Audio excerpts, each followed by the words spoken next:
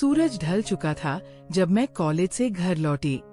बस से उतरते ही पैरों में जलन थी, कंधे भारी, कमर में हल्की सी ऐंठन। घर का दरवाजा खुला था, अंदर से पुरानी रेडियो की धुन आ रही थी। मम्मी पापा दोनों शहर गए थे, 2 दिन बाद आएंगे। सिर्फ दादाजी थे। मैंने जूते उतारे, बैग को कोने में पटका और किचन में गई। वो वहाँ बैठे थे, चाय की प्याली हाथ में। आ गई बेटी, उनकी आवाज में वह पुरानी मिठास थी। मैंने हल्का मुस्कुराकर कहा, हाँ दादाजी, आज बहुत थक गई हूँ। वो उठे, मेरे पास आए, मेरे कंधे पर हाथ रखा। उनकी उंगलियां ठंडी थी, लेकिन छूते ही मेरे अंदर एक अजीब सी लहर दौड़ गई। दोस्तों, इतनी कहानी आपको अच्छी लगी है तो सबसे पहले वीडियो को लाइक करें और नीचे में लाल कलर का बटन मिला होगा जो कि सब्सक्राइब वाला होगा, उसे पर क्लिक करके चैनल को सब्सक्राइब कर दिया। चलिए कहानी शुरू करते हैं, जैसे कोई पुरानी याद जाग गई हो। चल बैरिया हुआ है, पहले चाय पी ले। मैंने प्याली ली, लेकिन नजरें उनके चेहरे पर टिकी रही। उनकी आंखों में अभी भी वह चमक थी, वो चमक जो कभी कभी मुझे अजीब लगती थी, जैसे वो मुझे सिर्फ बेटी की तरह नहीं देखते। चाय खत्म करते ही मैंने कहा, दादाजी, मेरा पूरा शरीर दर्द कर रहा है, कंधे, कमर, पैर, सब कुछ। वो चुपचाप मुझे देखते रहे, फिर धीरे से बोले, आ जाओ, मैं मालिश कर देता हूँ। बचपन में भी करता था ना? मैं हंस पड़ी, लेकिन अंदर कुछ हिल गया। अच्छा तो फिर कर दीजिए। वो मुस्कुराए, कमरे में गए। मैं बेडरूम में गई, बैग रखा और पेट के बल लेट गई। वो अंदर आए, हाथ में सरसों का तेल। लेट जा, मैं देखता हूँ। मैंने आंखें बंद कर ली। उन्होंने मेरे कंधों पर तेल डाला, पहले तो सिर्फ कंधे, फिर गर्दन। उनकी उंगलियां धीरे धीरे दबा रही थी। हर दबाव के साथ एक गर्म लहर मेरे अंदर फैलती। दादाजी, ये बहुत अच्छा लग रहा है, मैंने धीमे से कहा। वो बोले, चुप रह, मैं जानता हूँ कहाँ दर्द है।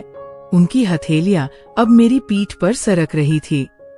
तेल की गर्मी, उनकी उंगलियों का दबाव, सब मिलकर एक लय बना रही थी। मैंने सांसें गहरी ली, फिर उनकी उंगलियां मेरी कमर तक आई, वहाँ थोड़ा ज्यादा दबाव। मैंने हल्का सा सिसकारी भरी। दर्द हो रहा है? वो पूछे।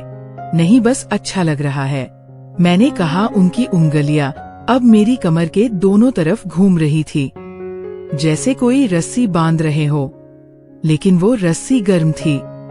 फिर धीरे धीरे नीचे, मेरे पैरों तक। वो मेरे घुटनों के पीछे तेल लगाते हुए बोले, यहाँ भी दर्द है।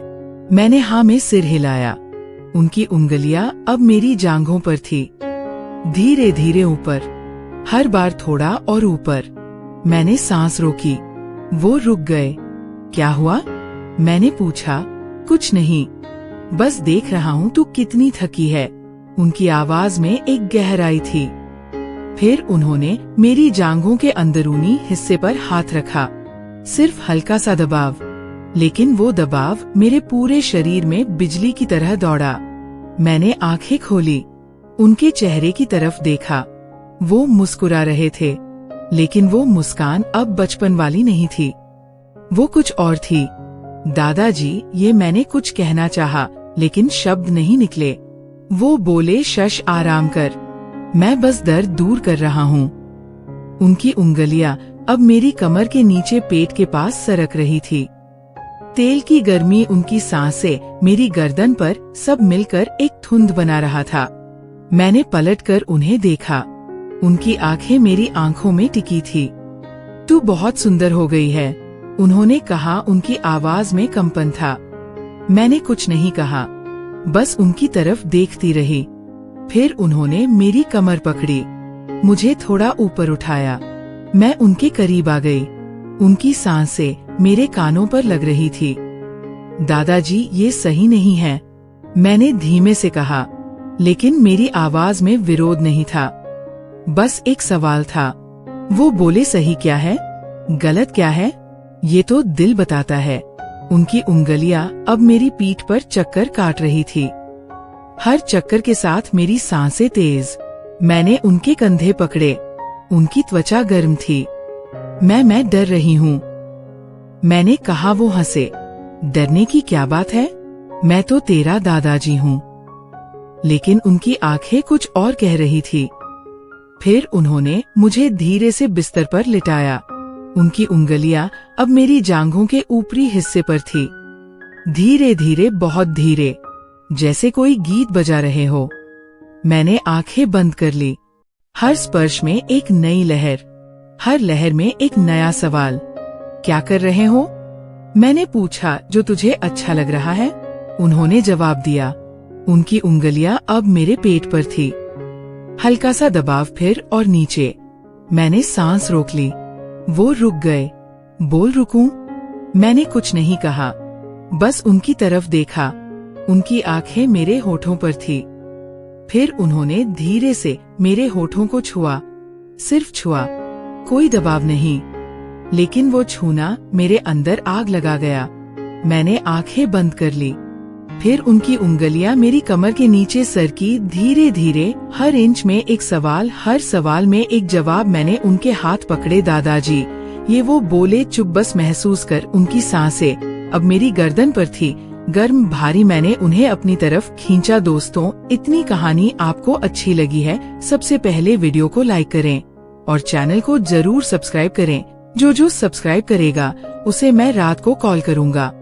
चलिए कहानी शुरू करते हैं। अब वह मेरे ऊपर थे। उनकी उंगलियां मेरे पूरे शरीर पर घूम रही थी, जैसे कोई नक्शा बना रहे हो। हर नक्शे में एक नया रास्ता। मैंने उनकी कमीज का बटन खोला, उनकी छाती पर हाथ रखा। उनकी धड़कन तेज थी। तू मेरी बेटी जैसी है, उन्होंने कहा, लेकिन उनकी आवाज में वह शब्द झूठे लग रहे थे। मैंने कहा, तो फिर ये सब क्यों? वो चुप रहे। फिर बोले, क्योंकि तू अब बेटी नहीं रही। उनकी उंगलियां अब मेरे सबसे नाजुक हिस्से पर थी। सिर्फ हल्का सा छूना, लेकिन वो छूना मेरे पूरे शरीर को हिला गया। मैंने सिसकारी भरी।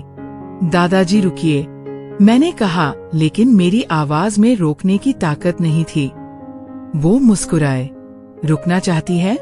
मैंने सिर हिलाया। नहीं, बस धीरे। वो धीरे हो गए। उनकी उंगलियां अब एक लय में थी, धीमी, गहरी, हर बार थोड़ा और अंदर। मैंने आंखें बंद कर ली। सांसें तेज, दिल की धड़कन कान में गूंज रही थी। फिर उन्होंने मेरी कमीज ऊपर की। मेरी त्वचा पर ठंडी हवा लगी, लेकिन उनकी उंगलियां गर्म थी। वो मेरे पेट पर, फिर ऊपर मेरी छाती पर। हल्का सा दबाव। मैंने सिसक कर कहा, दादाजी। वो बोले, शश, बस। उनकी उंगलियां अब मेरे सबसे नाजुक हिस्से पर थी, धीरे धीरे, जैसे कोई फूल खोल रहे हो। मैंने उन्हें पकड़ा। क्या कर रहे हो? वो बोले, जो तू चाहती है। मैंने कुछ नहीं कहा, बस उन्हें अपनी तरफ खींचा। अब हम दोनों एक हो गए। उनकी सांसें मेरी सांसों में मिल गई। हर स्पर्श में एक नया राज, हर राज में एक नई गर्मी। मैंने उनकी पीठ पर नाखून गाड़े। वो हल्का सा करा है, लेकिन वह करा उनकी आंखों में खुशी थी। फिर सब धीरे धीरे शांत हो गया। हम दोनों चुप, सांसें भारी, त्वचा गर्म। मैंने उनकी आंखों में देखा। वो मुस्कुरा रहे थे, लेकिन वो मुस्कान अब प्यार वाली नहीं थी, वो कुछ और थी। ये सब मैंने कहा। वो बोले, ये हमारा राज है। मैंने सिर हिलाया। फिर हम दोनों चुप हो गए। बाहर बारिश शुरू हो गई। खिड़की पर बूंदें टपक रही थी, लेकिन अंदर की गर्मी अब भी बाकी थी। मैंने उनकी छाती पर सिर रखा। उनकी धड़कन अब धीमी थी, लेकिन मेरे अंदर अभी भी वो लहरें दौड़ रही थी। कल फिर मैंने पूछा। वो हंसे। जब तू चाहे। मैंने आंखें बंद कर ली और सो गई। लेकिन नींद में भी वो स्पर्श था, वो गर्मी थी, वो सस्पेंस था जो कभी खत्म नहीं होता।